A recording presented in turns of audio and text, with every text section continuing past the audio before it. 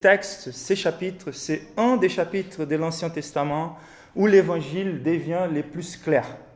À mon avis, c'est un des passages de l'Ancien Testament que j'ai vraiment du mal à comprendre du pourquoi, de la résistance encore des Juifs vis-à-vis à la compréhension du Messie. C'est étonnant, une fois qu'on va lire ces textes raccompagnés de notre compréhension du Nouveau Testament, du témoignage de Jésus-Christ, c'est vraiment difficile de ne pas regarder l'Évangile dans ces textes. Et nous sommes ici en train de célébrer les Pâques, et c'est très intéressant aussi les liens entre cet événement et ce qui va se passer dans l'institution de la Pâque avec Moïse.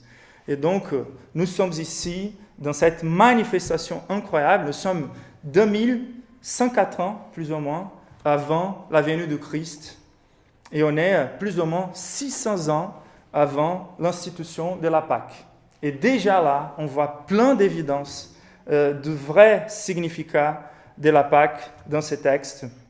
Et c'est ça que nous allons faire aujourd'hui. On va chercher à comprendre la plus grande signification de la Pâque, et l'une ou la plus grande signification de la Pâque tourne autour de la bonne nouvelle de Dieu qui pourvoit. Ce n'est pas seulement le Dieu qui pourvoit à nos besoins ordinaires, ni au Dieu qui pourvoit aux bonus qu'on peut avoir dans la vie, des bénédictions de façon générale, mais c'est le Dieu qui pourvoit avant tout et surtout son pardon, son salut, en pourvoyant son propre Fils.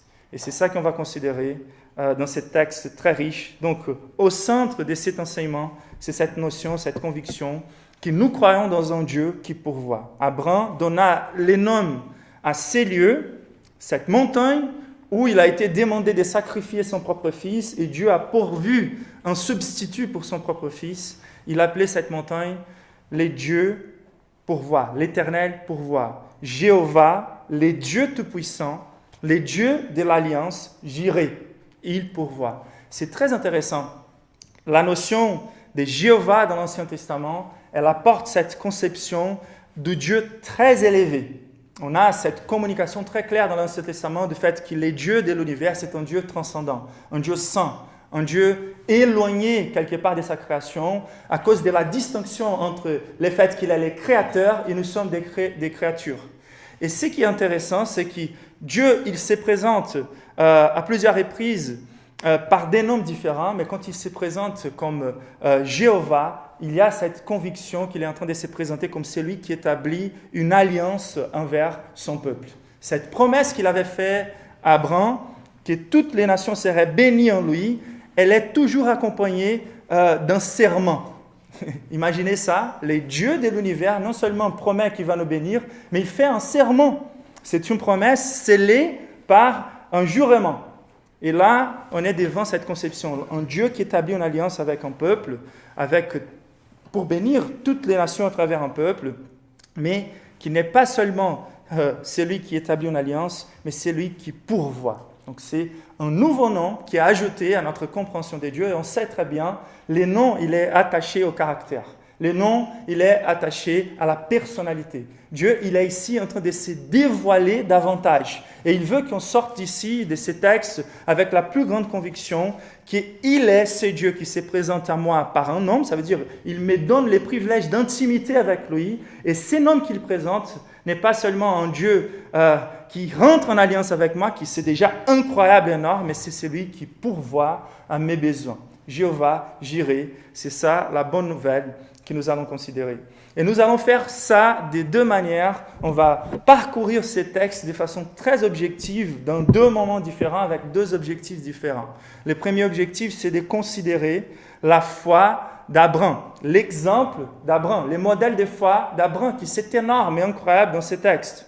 C'est une grande mesure d'importance de considérer cette épreuve auquel il a été soumis et la façon dont il a exprimé sa foi quand Dieu lui demande de sacrifier son propre fils. Donc là, je ne vais pas dire qu'il n'y ait pas un lieu dans ces textes pour mettre en valeur les modèles de foi d'Abraham. Au contraire, il y a beaucoup de choses à prendre avec Abraham et avec son modèle de foi. Mais au centre de ces textes n'est pas l'exemple d'Abraham. Là, ça serait de rester toujours, comme malheureusement c'est l'habitude de notre génération, de mettre l'homme au centre et de considérer toutes les choses par rapport à l'égard humain. Donc regardez notre héros Abraham, essayons d'imiter Abraham. Mais ce qui se passe dans le texte, ce n'est pas une manifestation des vertus d'Abraham à la première place, c'est la manifestation des vertus de Dieu lui-même au travers d'Abraham. Et c'est ça qu'on va faire dans 2 moments différents en considérant ces textes. Donc j'ai besoin que vous marchiez ensemble avec moi. C'est une écriture des sermons différente de celle qu'on a l'habitude. On va ici parcourir aujourd'hui verset par verset. Et donc déjà, dans cette grande notion du fait qu'il est Dieu, qui se présente à Abraham, notre Dieu, il s'appelle Jéhovah Jireh, le Dieu qui pourvoit. Nous allons considérer certaines choses que Dieu pourvoit dans ces textes. Et la première chose, c'est que Dieu pourvoit l'opportunité de lui adorer. C'est étonnant. Lisons le verset 1 ensemble. Après ces choses, Dieu mit Abraham à l'épreuve et lui dit, Abraham, et il répondit, mais voici. Donc, Dieu mit Abraham à l'épreuve. Bientôt, on va comprendre que cela, c'était une opportunité d'adoration. Et des fois, l'adoration, elle est déclenchée par une épreuve. Donc, Dieu pourvoit l'adoration au travers les épreuves. Ça veut dire que Dieu, c'est celui qui pourvoit aussi l'épreuve. Et par là, je voulais juste que nous comprenions ensemble le fait que pas mal des épreuves que nous vivons dans nos vies ont été apportées par Dieu. Et on voit beaucoup d'excuses des chrétiens qui des fois nous disent « Regardez les circonstances. C'est pour ça que j'ai agi de cette manière. C'est pour ça que je n'ai pas rendu un bon témoignage. Les circonstances ont été difficiles. Sur moi, j'avais les circonstances de vie de ces frères-là qui est toujours dans les conforts. C'est sûr que je pourrais marcher comme lui avec un bon témoignage. » Mais selon ces textes, on voit les témoignages d'Abraham d'une façon incroyable au travers l'épreuve qui a été manifestée dans sa vie. Donc, les épreuves, à nouveau, elles ne sont pas là pour, quelque part, changer notre cœur a priori. Ce ne sont pas les épreuves qui nous forcent à nous porter d'une manière ou d'autre. Les épreuves, elles sont là plutôt pour révéler la condition de notre cœur. Les épreuves, elles sont là plutôt pour montrer quel est l'état de santé spirituelle de nos vies. Et c'est justement quand les épreuves sont les plus fortes et que les témoignages sont les plus forts que nous sommes davantage rassurés par rapport à la grandeur de notre Dieu. Notre Dieu, il est plus glorifié lorsque dans les épreuves les plus grandes, nous restons fermes et nous rendons un bon témoignage. Si nous nous montrons faibles dans les moments de l'épreuve, notre foi est petite, comme dit les proverbes. Mais la vérité, c'est si vous voulez mesurer la taille de votre foi, la taille de votre Dieu, quelle est la taille de Dieu que vous croyez, voyez comment vous vous portez dans les épreuves. D'accord? Et donc, l'épreuve a été apportée. Ce n'était pas une petite épreuve. C'était une exigence qu'Abraham sacrifie son fils unique. Voilà, je ne sais pas si... Moi, je n'ai jamais vécu une épreuve si grande que celle-là, comme celle-là. Et je crois que nous aussi, nous tous qui sommes ici, n'ont pas vécu cette épreuve. Et donc, regardons ensemble, verset 1 nous dit qu'Abraham, il a répondu de cette manière, mais voici. C'est très intéressant aussi. Mon pasteur, il avait l'habitude de dire, si Dieu te demande de s'asseoir, ne cherche même pas des chaises. Ça veut dire, n'attendez pas de voir les changements des circonstances pour obéir à Dieu. Et dès que Dieu appelle Abraham, il répond d'une façon très prête, mais voici. Donc c'est déjà un modèle pour nous à partir d'Abraham, et il nous faut avancer. Mais voici une réponse immédiate, et il nous faut répondre de la même manière à l'appel de Dieu. Et donc cet appel est venu comme une nouvelle compliquée à Abraham. Mais qu'est-ce qu'il faisait plus de confiance, au caractère de Dieu ou aux circonstances présentées par Dieu? Des fois, nous regardons les circonstances difficiles et nous doutons tout de suite du caractère de Dieu. Est-ce qu'il est vraiment pour moi? Est-ce qu'il est vraiment le Dieu des provisions? Mais voilà les circonstances que Dieu a mis devant Abraham. Donc c'est Dieu qui pourvoit l'opportunité d'adoration, même au travers des épreuves. Et la deuxième chose, c'est que c'est Dieu qui pourvoit la manière exacte dont il nous faut l'adorer. Êtes-vous avec moi? Donc, lorsque vous lisez la parole de Dieu, vous allez comprendre que ces dieux-là, ils ne nous donnent pas que l'opportunité de lui connaître, de connaître ses vertus, de connaître sa gloire, afin qu'on puisse rentrer dans une relation d'adoration envers lui, de prendre plaisir dans sa présence, mais il nous donne exactement la manière dont il faut lui l'adorer. Donc la Bible, elle est très claire, elle donne beaucoup de lois par rapport à comment, dans les temples, les choses devraient marcher. Et malheureusement, des fois, nous voulons nous-mêmes établir notre manière d'adorer Dieu, qui est de nous adapter à la manière de Dieu de l'adorer. Et selon ces passages, cette opportunité d'adoration d'Abraham, elle passait par les sacrifices de son fils unique, le fils d'un miracle. Verset 2 nous dit, Dieu dit, prends ton fils, ton unique, celui que tu aimes, Isaac, va-t'en au pays des Moria, et là, offre-le en holocauste sur l'une des montagnes que je te dirai.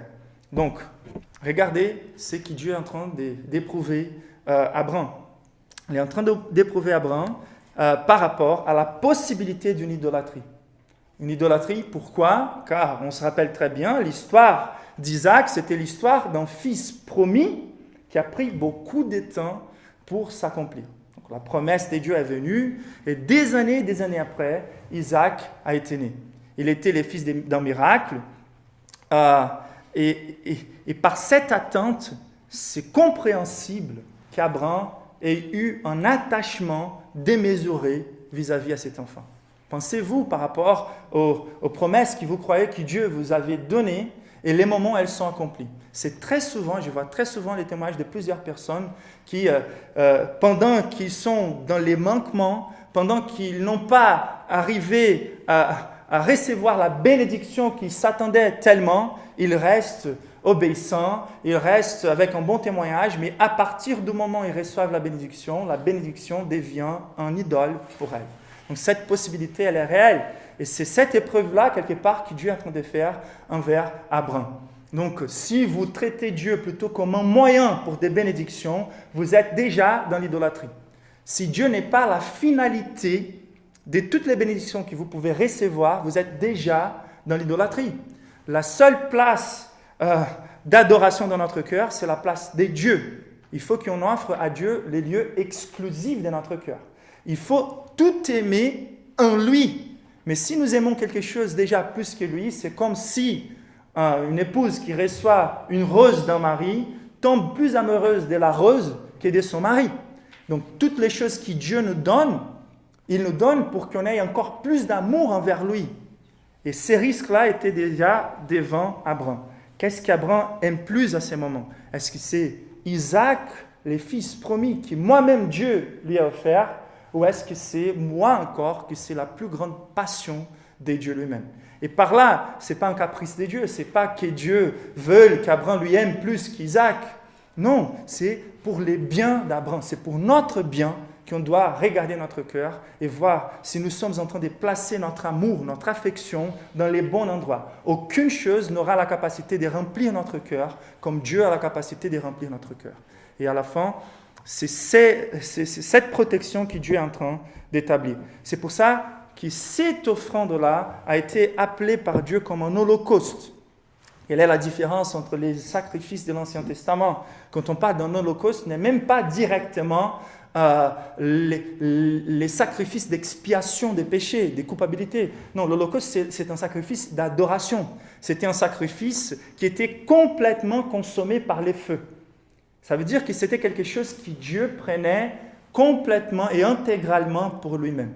Et il nous faut que toutes les bénédictions qu'on a reçues de Dieu soient vues par Dieu comme des choses qui ont été et qui sont consacrées entièrement à Dieu. Il va gérer les choses qu'il nous a données de la manière qu'il comprend bien, car c'est lui qui nous a offert. Et c'est cette consécration définie par un holocauste qui serait complètement consommé par le feu, comme disant, ce n'est pas quelque chose qu'on va consacrer et ensuite participer en mangeant. C'est quelque chose qu'on va consacrer éternellement, entièrement à Dieu. Et donc, c'était vraiment une façon de Dieu de protéger Abraham de l'idolâtrie. Et ce qui est intéressant, c'est qu'en considérant le fait que c'est Dieu qui pourvoit la manière exacte dont il nous faut l'adorer, c'est clair que dans certains moments, ça peut comprendre des difficultés pour nous. Imaginez la difficulté d'Abraham. Donc, si je vous demande, est-ce que vous serez disposé aujourd'hui à vous détacher, à montrer le fait que vous êtes plutôt attaché à Dieu avant tout, en vous détachant de toutes les bénédictions que Dieu vous a données, comme Jésus a fait ça envers ces jeunes riches, si vous vous rappelez bien, c'est plutôt pour qu'on ait l'opportunité d'évaluer l'authenticité de notre foi, pour voir si Dieu est vraiment au lieu central de notre cœur. Et donc, quelle est la difficulté qui pourrait comprendre cette offrande d'Abraham? Et on voit la difficulté. Dieu, il prend conscience, il est conscient de l'importance d'Isaac pour Abraham. C'est pour ça qu'il utilise les mots de façon parfaite. Et les mots que Dieu utilise ici, il va dire « Donne-moi ton fils, prends ton fils, ton unique, c'est lui que tu aimes. » Dieu, il ne joue pas avec nos sentiments. Il n'a pas donné une promesse à Abraham et la réalisation de cette promesse à Abraham juste pour jouer avec ses sentiments. Il y a quelque chose derrière cela qui est en train de se passer. Une des plus grandes difficultés pour certains avec ces textes, c'est de s'arrêter au début du texte. Et comment un Dieu saint, un Dieu bon peut demander à quelqu'un de sacrifier son propre fils? Et c'est une manque de compréhension. Déjà, les textes commencent en disant « après ces choses-là, après quoi ?» Et si on revient un chapitre en arrière, on va voir la situation d'Agar et Ismaël.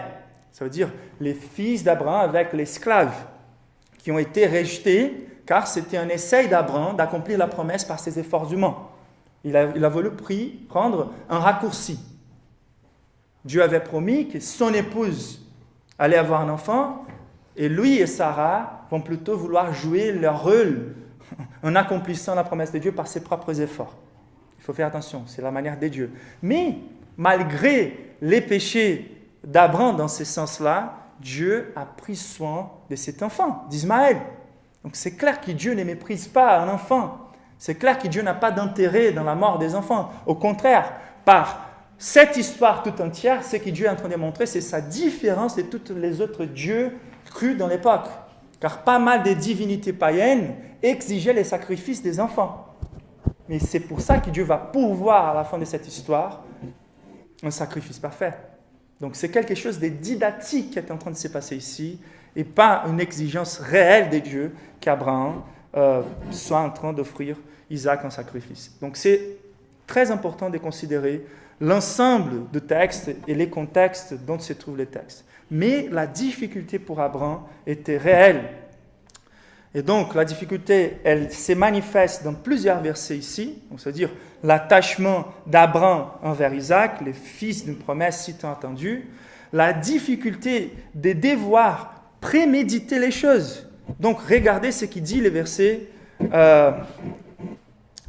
en disant « Va au pays des Morija et offre-les en holocauste. » Et ensuite, dans les versets 3, il nous dit « Abraham s'éleva des bons matins, sella son âne et prit avec lui 2 serviteurs et son fils Isaac. Il fendit du bois pour holocauste et partit pour aller au lieu que Dieu lui avait dit. » Donc c'est très intéressant. Il a une participation active dans la préparation du sacrifice de son propre fils. Vous voyez, il faut qu'on ait cette prédisposition. Des fois, il y a des personnes qui veulent qu'un miracle se passe dans leur vie pour qu'ils trouvent la sanctification. Ils veulent définir leur identité par leur faiblesse.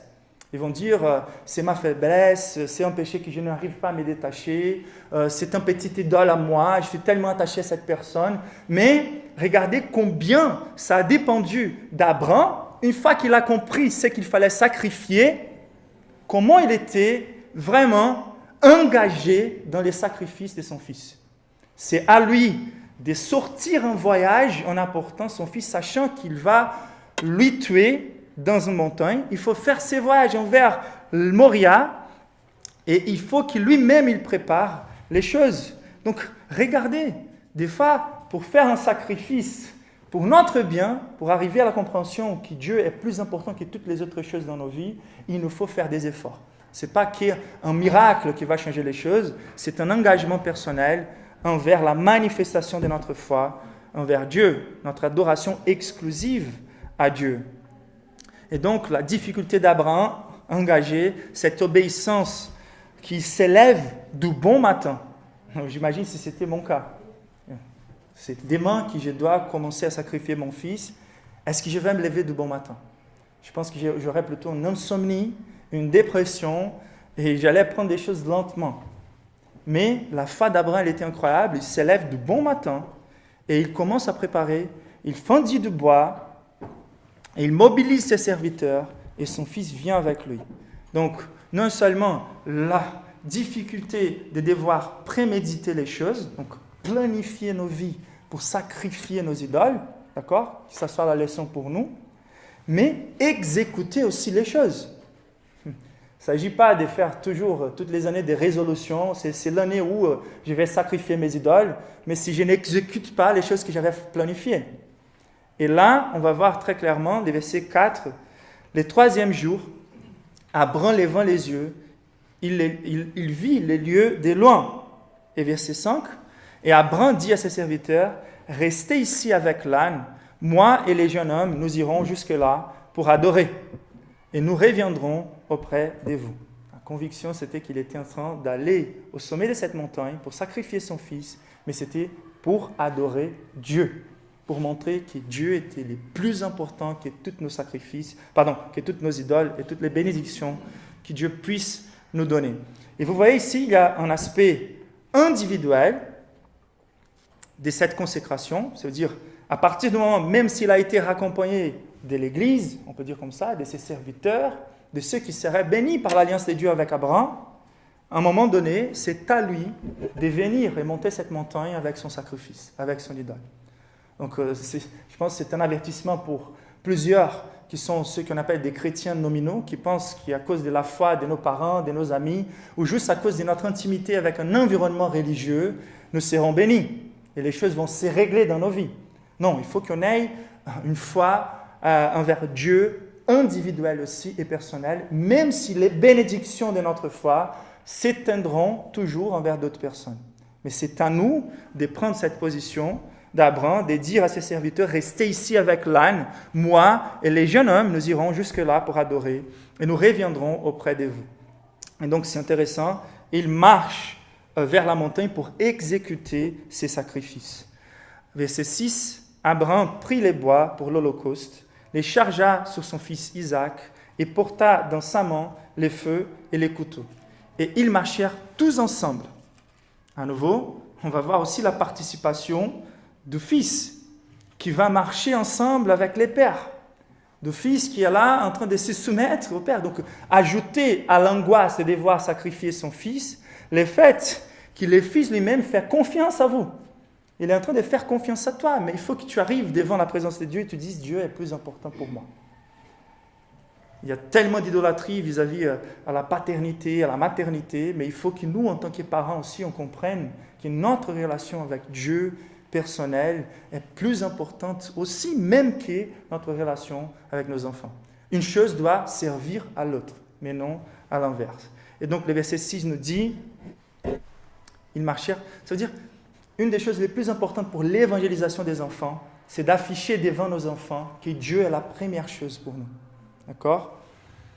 Et donc, dans ces versets 6, il marche et la parole de Dieu nous dit qu'il y avait les bois, les feux et les couteaux. Et c'est intéressant car dans la compréhension des sacrifices des animaux, il y avait cette compréhension de la mort qui était exigée à cause des péchés des êtres humains. Okay. D'habitude, les sacrifices étaient des sacrifices des animaux. Et donc, les 100 versets, c'est la culpabilité qui est en train d'être versée, la mort à cause de ma culpabilité. Je transfère ma culpabilité à l'animal et l'animal perd son sang. Et ensuite, il est purifié. Et Dieu est en train de consommer le fait qu'il est pur pour lui dans ses holocaustes. Et quand on parle de la Pâque, on a besoin de participer, on va manger. Et en mangeant, c'est comme si on était par la foi en train de prendre les mérites ou les crédits de cet agneau pur pour nous. On va comprendre ça un peu plus tard avec la Sainte Seine. Mais ici, on est avec les couteaux pour égorger l'agneau ou les fils, vraiment. Et donc, les feux qui allaient allumer ces bois qui ont été portés par les fils.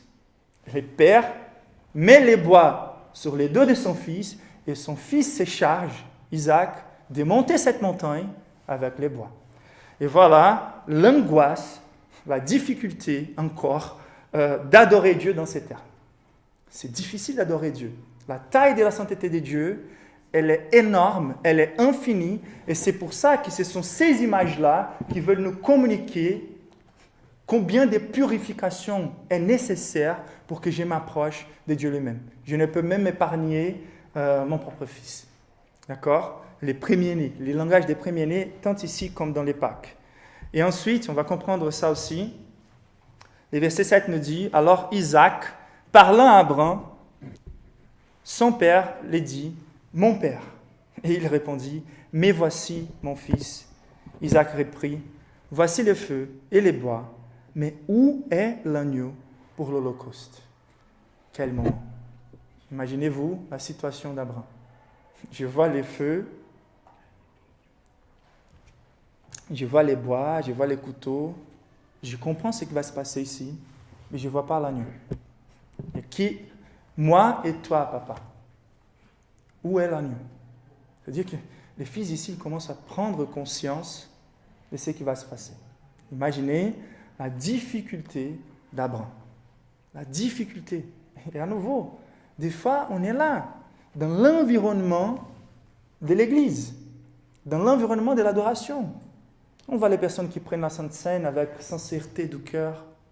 On voit des personnes qui essayent de louer, d'adorer Dieu, qui répètent les mots qui sont chantés dans les paroles. Mais est-ce qu'au niveau du cœur, les vrais sacrifices sont en train d'avoir lieu? Est-ce qu'en sortant de cet environnement, ces personnes qui pratiquent la religion nominalement sont en train de consommer ces sacrifices? Est-ce qu'ils sont en train d'arracher leurs yeux, d'arracher leurs bras? Ou est-ce que dans leur cœur, ils sont toujours en train d'adorer d'autres dieux dans la pratique, dans leur vie pratique? Ça ne sert à rien d'avoir les couteaux, d'avoir les feux, mais de ne pas avoir l'agneau. Et voilà qu'il commence à prendre conscience que l'agneau est lui-même. Et le texte va nous dire, dans les versets 8 à 10, qu'Abraham a carrément pris son fils, il l'a mis sur les bois, et le fils a été soumis en confiance envers les pères. Et voilà les versets 8 à 10 qui nous dit, « Mon fils, Dieu se pourvoira lui-même de l'agneau pour l'Holocauste. » Et ils marchèrent tous les deux ensemble. Lorsqu'ils furent arrivés au lieu que Dieu lui avait dit, verset 8, verset 9, Abraham y éleva un autel et rangea les bois, et lia son fils Isaac, et les mit sur l'autel par-dessus les bois. Puis Abraham étendit la main, et il prit le couteau pour égorger son fils. Vous voyez la difficulté? Vous voyez ce qui peut être attendu de nous lorsqu'on va adorer Dieu? Vous voyez la différence entre les critères bibliques pour l'adoration à Dieu et les manières aujourd'hui, à mon avis, avec un manque énorme de la conscience de la sainteté de Dieu lorsqu'on va adorer Dieu. On fait tout et n'importe quoi à notre propre manière, mais sans prendre conscience de la sanctification de Dieu, de la sainteté de Dieu. Et voilà qu'Abraham, il est là, prêt à sacrifier son propre fils. Et ces demandes étaient des demandes réelles. Lorsque Dieu s'approche, comme dans les Pâques, on voit clairement un traitement très distinct entre Israël et les peuples d'Égypte, un privilège de recevoir les paroles de Dieu, etc., de se préparer pour les plaies, etc. Mais quand la Bible nous dit « Dieu va visiter les mondes », ni en Israël, on va trouver des personnes qui soient si saintes à peuvent de se tenir debout dans la présence de Dieu. Et c'est pour ça qu'il faut immoler l'agneau et les mettre sur les portes. Car lorsque Dieu, et on sait très bien, les plaies de l'Égypte et la tuerie des premiers-nés, c'était plutôt une image du jugement final. Et la seule chose qui va nous épargner dans le jugement final, c'est si on était pur et purifié par un sang innocent. Voilà qui Dieu arrête cette scène-là Et on va considérer la troisième chose que Dieu pourvoit dans ces textes. Et la troisième chose que Dieu pourvoit dans ces textes, c'est la foi. Et c'est ça qui est étonnant. Jusqu'à là, on peut se dire, mais c'est incroyable. La foi d'Abraham, elle est énorme. Comment il arrive? D'où il a tiré ses forces pour arriver à être disposé à tuer son propre fils. Moi, j'ai mes idoles et c'est déjà très dur de me détacher de mes idoles. Mais imaginez si Dieu considérait mon enfant comme mon idole pour moi. Et dans ces textes, on voit très clairement qu'une foi surnaturelle est sur la vie d'Abraham. Bon, comment il est arrivé à avoir cette foi? Et la réponse que je vous donne ici, c'est que Dieu pourvoit aussi la foi. Il ne faut pas regarder les témoignages d'Abraham ici et se dire d'où je vais tirer des forces pour vivre cette foi. Ce n'est pas de regarder à moi-même en me disant il faut que que j'exerce ma foi et que je cherche en moi-même ou dans les modèles d'autres personnes des forces pour vivre une meilleure foi. Non, ce qu'il faut se demander, c'est une foi surnaturelle, d'où elle est venue. Et la réponse, c'est que cette foi, elle est venue déjà de l'histoire d'Abraham avec Dieu. Quand on voit les personnes avec une grande foi, demandez-les leur témoignage. Ne croyez pas que ce sont les circonstances des vies, car peut-être ils sont mûrs dans la foi et vivent des circonstances de vie meilleures maintenant. Mais son témoignage n'est jamais dû à ces circonstances. Demandez à ces personnes leur témoignage. Comment cette foi a été formée? Comment cette foi est devenue grande? C'est pour ça que je vous encourage. C'est très personnel, je ne suis pas en train d'invalider les ministères des jeunes, etc. Mais ce n'est pas si sage d'encourager les jeunes toujours à rester avec les jeunes dans la foi. Il faut encourager les jeunes à s'approcher des plus âgés dans la foi. Car c'est par là qu'on va mûrir. Et quand on regarde la vie d'Abraham, il a attendu jusqu'à 100 ans pour avoir l'accomplissement de sa promesse. Et est-ce que sa foi était toujours si ferme que ça? Non. Il a vu des manifestations de Dieu. Il a eu des privilèges plus grands que les nôtres de foi. Dieu s'est manifesté à lui de plusieurs reprises. Dieu lui a donné dans une vision une alliance établie où Dieu lui-même était en train de dire « C'est moi qui vais me porter de toutes les conséquences de ta désobéissance et ta manque de foi. » À plusieurs reprises, Dieu était en train de raffermir la foi d'Abraham. Jusqu'au moment où il a accompli cette promesse qui a pris longtemps pour s'accomplir, et par toutes les manifestations d'une vie oscillante des foi, par son histoire, Abraham arrive ici avec une foi beaucoup plus mûre qu'il n'a jamais eue. Et donc Dieu, il va faire notre foi grandir à la mesure où nous ayons une histoire avec Dieu. Il faut marcher avec Dieu. Abraham, il a été appelé ami de Dieu. Et est-ce que vous êtes en train de chercher à connaître Dieu? Le secret ici n'est pas la force de la foi d'Abraham, c'est l'objet de la foi d'Abraham. Ce qui va faire votre foi grandir, ce n'est pas vos efforts, c'est votre conception de Dieu. Il vous faut chercher la face de Dieu, il vous faut prier, il vous faut faire confiance aux directions de Dieu.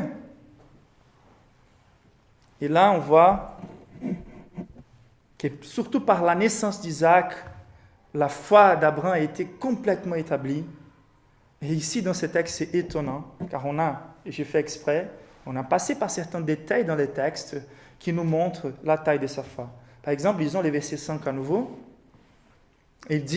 Abraham dit à ses serviteurs, restez ici avec l'âne, moi et les jeunes hommes, nous irons jusque-là pour adorer. Et je reviendrai après vous. Qu'est-ce que le texte dit? Et nous, Dieu a exigé de moi de sacrifier mon fils. Mais quelle est la foi qu'il est en train de montrer ici? Nous reviendrons. Vous voyez?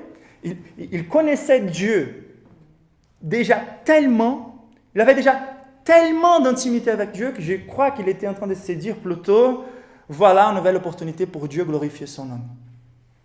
Pour que Dieu manifeste la taille de sa gloire. Hébreu nous aide à comprendre. Cette fois-là, Hébreu nous dit C'est par la foi, Hébreux 11, 17, c'est par la foi qu'Abraham offrit Isaac lorsqu'il fut mis à l'épreuve et qu'il offrit son fils unique, lui qui avait reçu les promesses et à qui il avait été dit, un Isaac sera nommé pour toi une postérité. Ça veut dire, c'est pas possible que c'est Dieu qui m'avait promis que j'aurais un enfant. Moi stérile, ma femme stérile, moi âgé, ma femme âgée, et une fois qu'il est né, Dieu va effacer toutes ses promesses. Dieu ne peut pas régner son nom. Dieu ne peut pas régner son caractère. Donc je ne sais pas qu'est-ce que Dieu va faire, mais je suis sûr que moi, Isaac, nous monterons et moi, Isaac, nous reviendrons. Et c'est étonnant car les textes dans les versets 19, Hébreux 11, 17 et 18, je viens de vous lire, et le verset 19 nous dit « Il croyait que Dieu est puissant, même pour ressusciter des morts, et aussi il les recouvra-t-il par une sorte de résurrection. » Ah, c'est étonnant. C'est étonnant. Vous voyez, votre intimité avec Dieu vous donne l'assurance, et toutes les évidences bibliques vous donnent l'assurance que Dieu est pour nous. Dieu n'est pas contre nous. Dieu, il pourvoit. Il est toujours à la recherche de notre bien. Et donc, la foi d'Abraham. Et verset 8 nous dit la même chose. Quand il se tourne vers son fils et dit, il n'était pas en train de mentir, il est juste en train de dire, mon fils, Dieu se pourvoira lui-même de l'agneau pour l'Holocauste. Quelle foi! On ne voit pas des évidences de Dieu promettant ça à lui. Il avait une intimité avec Dieu tellement intime et tellement puissante qu'il connaissait déjà la façon de Dieu d'agir et de se porter. Et donc, c'est Dieu lui-même qui pourvoit la foi. C'est Dieu lui-même qui nous donne la grâce de faire confiance à ses promesses et à ses bonnes intentions. Et c'est tellement important. Les mêmes promesses qui marchent pour Abraham ne marchent pas totalement et tout à fait pour tous les chrétiens. On sait très bien que dans la Bible, on voit que Dieu a fait usage de certains types de Christ dans l'Ancien Testament. Et pour ça, on voit que l'extension de la promesse d'Abraham et les centres des promesses d'Abraham, ce sont les promesses spirituelles qui s'étendent sur tous les peuples de Dieu. Et c'est ça qui est intéressant, c'est les dieux qui pourvoient, c'est le Jéhovah Jireh qui a manifesté dans la foi d'Abraham. C'était la foi d'Abraham dans les dieux qui pourvoient qui lui a sauvé. Et c'est pour ça qu'en Romains, Paul va nous dire qu'Abraham a cru en Dieu et celui lui a été imputé par justice. C'est comment les chrétiens de l'Ancien Testament étaient sauvés par Dieu, par la foi dans les dieux qui pourvoient, par la foi en Jéhovah Jireh. Ils pourraient ne pas avoir toute la clarté par rapport au Christ, mais ils avaient la foi que Dieu allait pourvoir ce qui était nécessaire pour nous expier de nos fautes et pour nous donner accès à sa présence, pour nous réconcilier avec lui. Et la dernière chose que Dieu pourvoit, car c'est intéressant, dans ces versets-là, on va voir que lorsqu'il va égorger son fils, il a la main au couteau, les os ensemble, le verset 11, il nous dit, alors que l'ange de l'Éternel appela des cieux et dit, Abraham, Abraham, et il répondit, mais voici. Et l'ange dit, n'avancez pas ta main sur l'enfant et ne lui fais rien, car je sais maintenant que tu crains Dieu et que tu ne m'as pas refusé ton fils unique. Abraham leva les yeux et il vit derrière lui un bélier retenu dans un buisson par les cornes. Et Abraham alla prendre les béliers et l'offrit en holocauste à la place de son fils. Très intéressant. Donc, la vie d'Abraham était épargnée, la vie d'Isaac était épargnée, à cause d'un bélier. Et ce que Dieu était en train de dire, ce n'était pas un mensonge. Que les animaux, Dieu a dit ça à plusieurs reprises, n'ont pas la capacité de satisfaire la colère de Dieu. Les animaux, ils sont plutôt un type de quelque chose qui doit encore venir. Et les types les plus élevés de cette quelque chose qui devrait venir, c'est Isaac. D'accord? Et Isaac, il est déjà un peu plus élevé dans l'échelle des choses qui pourraient peut-être nous justifier devant Dieu. Mais le problème, c'est qu'Isaac était aussi imparfait. Même si Abraham sacrifie Isaac, ça n'allait pas avoir la possibilité de nous sauver. Car Isaac, il était en soi imparfait. Isaac était qui un être humain. Et donc, Isaac n'avait pas la capacité d'expier les fautes d'Abraham et de tous les peuples qui seraient bénis en Abraham, en nous-mêmes. Donc Dieu va épargner Isaac. Ça ne fait pas de sens quelque part, mais Isaac, il reste un type de quelque chose de plus fort, plus grand, parfaite. C'est clair que les béliers n'avaient pas la capacité de soutenir cette promesse que toutes les nations seraient bénies en Abraham, l'Église aujourd'hui. Et comment ces choses seront pourvues? Donc, si ce n'était pas Isaac qui a substitué Abraham, si ce n'était pas les béliers qui pourraient satisfaire notre besoin de pardon, de purification devant Dieu, qui a remplacé ces béliers? Ça, c'est la grande question. Qui était l'agneau de Dieu qui ôte les péchés du monde? Et nous allons considérer ici le fait qu'il y a un aspect accompli dans la foi d'Abraham, il croyait dans les dieux qui pourvoient, mais il y a un aspect non accompli dans la foi d'Abraham, que c'est cette attente de la consommation du type d'Isaac et de ses béliers. Et si on revient à la lecture du texte de façon très fluide, nous allons considérer, c'est ça que mon pasteur il avait aussi l'habitude de dire, que nous sommes complètement désolés si nous vivons en lisant l'Ancien Testament sans apporter Christ de notre côté. C'est Christ qui rend compréhensible l'Ancien Testament. Et maintenant, on va faire ça et on va considérer que c'est Dieu qui pourvoit les sacrifices parfaits. C'est Dieu qui pourvoit Jésus. Regardons ensemble, là à nouveau, 2104 ans avant la naissance de Christ, disons 2084 ans plus ou moins avant la mort de Christ. Ça va être fluide. Verset 2. Prends ton fils unique, celui que tu aimes, Isaac. C'est énorme. Regardez l'histoire d'Isaac. Quelle était la valeur d'Isaac pour Abraham? Pourquoi Dieu a décidé que la naissance d'Isaac était si dure? Pensez avec moi comment Dieu peut communiquer. L'histoire de l'Évangile n'est pas l'histoire d'un Dieu qui méprise la valeur de la vie de son enfant. Au contraire, il est en train de manifester la taille de son amour et de sa grâce pour nous en n'est pas épargnant son propre fils. Et comment Dieu pourrait communiquer à nous tous, à Abraham et à l'histoire, la taille de son amour pour son fils. C'était l'amour envers un fils si tant attendu. Donc le fait qu'Abraham ait dû attendre l'accomplissement de cette promesse est basé sur cette manière didactique de Dieu de créer une espèce d'amour. On a tous des amours envers nos enfants, mais c'est clair qu'un amour envers un enfant, fils d'une promesse si tant attendu, est un amour énorme. Et c'est par là que Dieu veut communiquer quelque part l'amour qu'il a pour son fils. Et le langage express de Dieu ici, c'est « Prends ton fils, ton unique, c'est lui qui tu aimes ».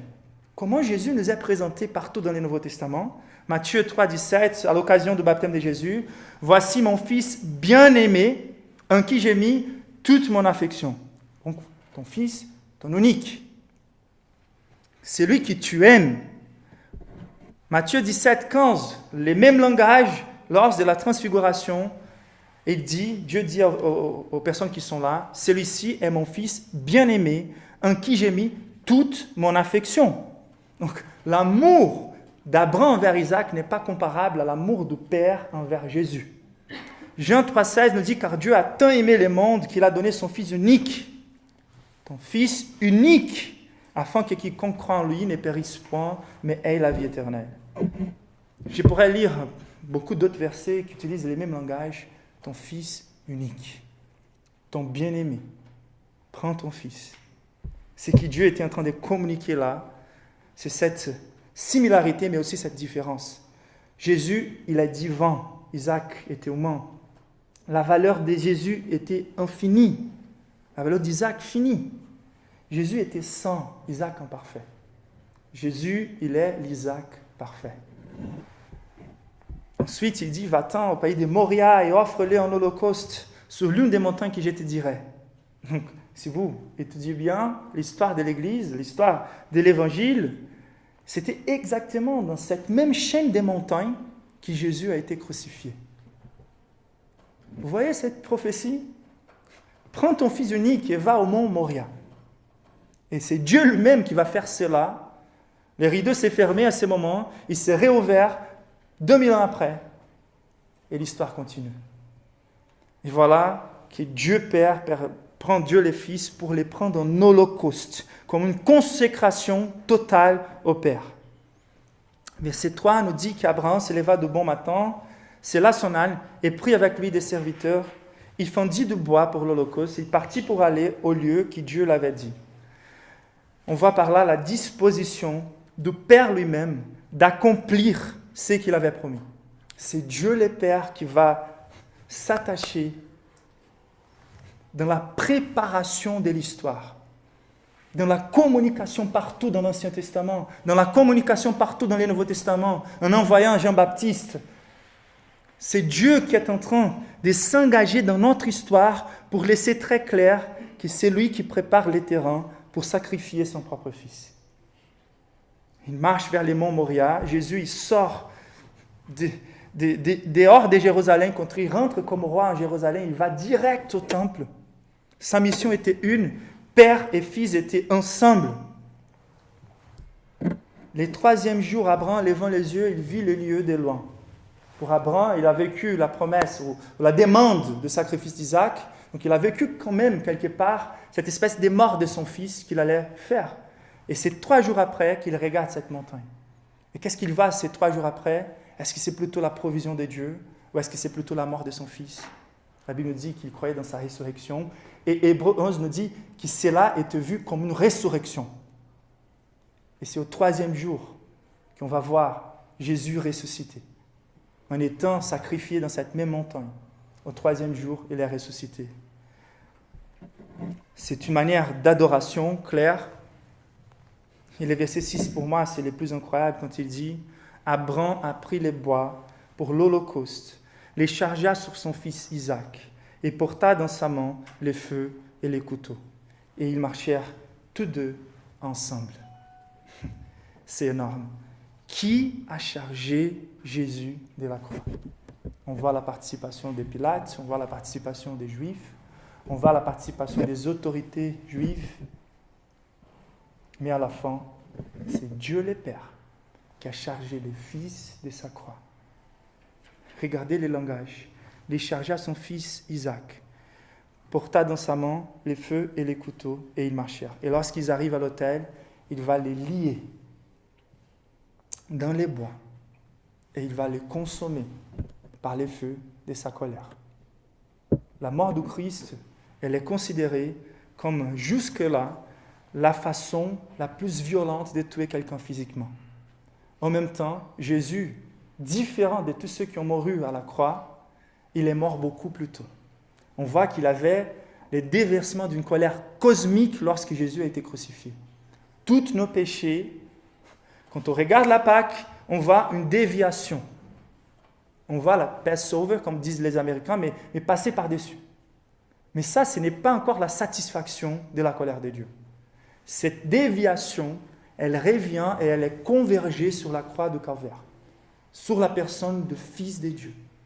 Jésus devenant le paratonnerre de nos fautes. Et c'est pour ça que Jésus, il est mort sans avoir besoin de casser ses os, car il mourait d'habitude par asphyxie. Quand il prenait beaucoup de temps pour mourir dans la croix, il fallait casser leurs os pour qu'ils n'arrivent pas à respirer.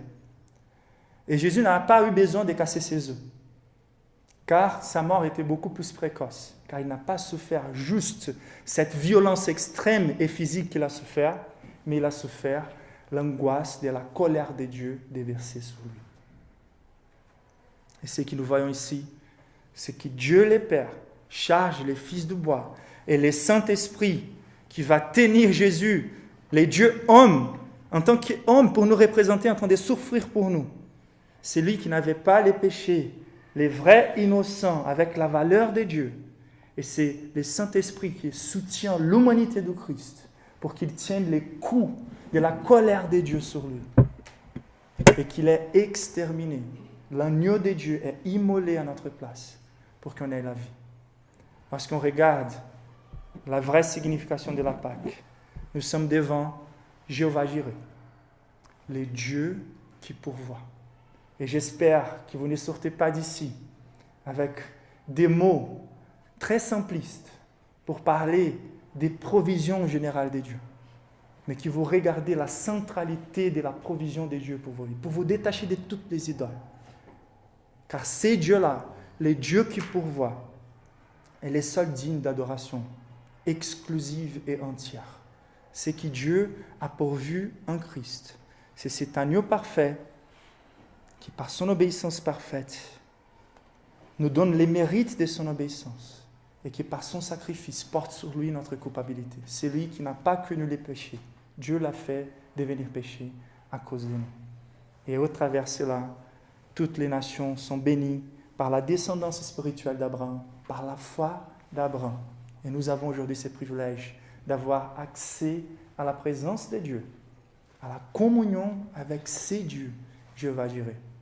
On n'a jamais entendu parler d'un Dieu comme celui-ci. Vous pouvez comparer cette histoire avec l'histoire de toutes les religions. Et si nous sommes attachés à ces dieux, c'est car il n'y a pas des comparaisons, il n'y a pas des rivaux. Il n'y a pas des rivaux par rapport à la beauté d'un Dieu comme celui-ci. Un Dieu devant qui, comme disait Spurgeon, demandez-nous simplement, dans un cœur repentir, de présenter nos mains vides. Oui, les exigences pour l'adorer sont extrêmes, une sainteté parfaite. Mais il sait que nous n'avons pas la capacité de les faire. Et c'est pour ça qu'il pourvoit l'objet de la foi. Et il pourvoit la foi elle-même. Et tout ce que Dieu attend de nous, c'est de présenter devant lui nos mains vides pour que Dieu lui-même met dans nos mains les seuls sacrifices capables de satisfaire les exigences de sa sainteté. Et c'est à nous aujourd'hui de présenter nos mains vides en célébration dans cette Pâque, en demandant Dieu, je n'ai rien à t'offrir, aucune chose de moi-même, mais je te supplie, mets Jésus dans mes mains, la seule chose qui peut être agréable à lui. Amen.